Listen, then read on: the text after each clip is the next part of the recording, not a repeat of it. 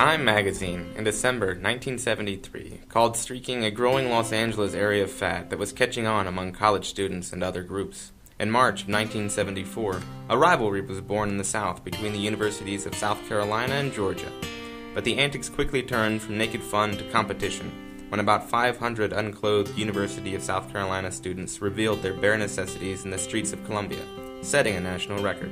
Not to be upstaged, university students began planning the Big Streak, a counterattack that would take place the night of March 7th.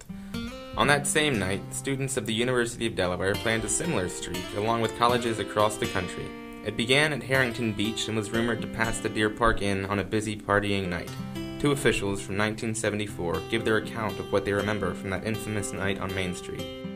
I remember one of the nights,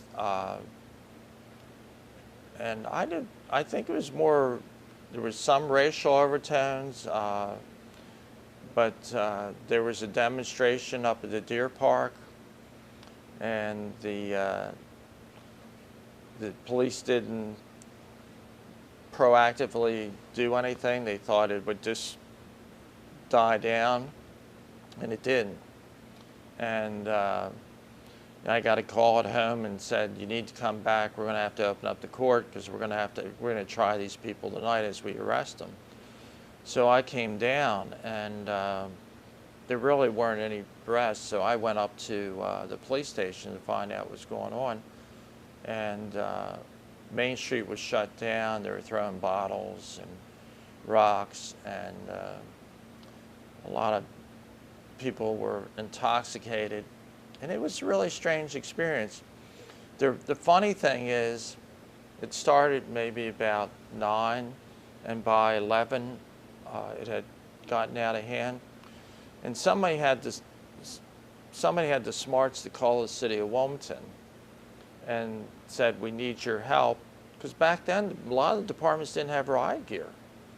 I mean, they just really didn't have the, and it just so happened that Wilmington had like 35 cops coming off duty at that time, and they just ran down the locker room. They bloated them up with riot gear, and the city police will never admit it, but they pulled up in their bus, and the police chief in Newark is out there screaming, "Get back in the auditorium here! You have to form up in the auditorium."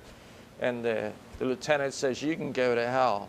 We're here to straighten this out." And they all lined up down Main Street with all this new riot gear they had from all their problems in Wilmington, and they marched down Main Street, and the riot was over.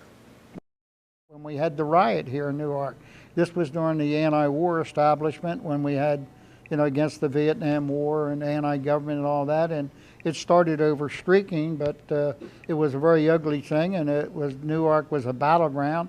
We had 3,000 kids throwing rocks at us, and I had 112 cops trying to, protect the business district, looting of stores and things like that.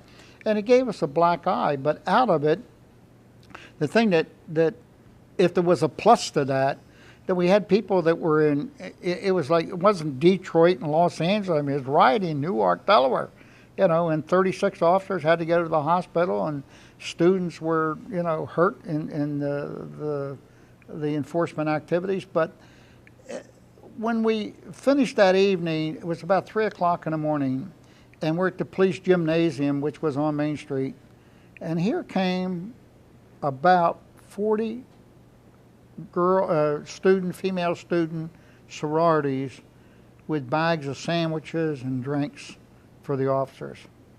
And it was the most rewarding thing I think we ever had, that there we were sitting down for the first time breaking bread.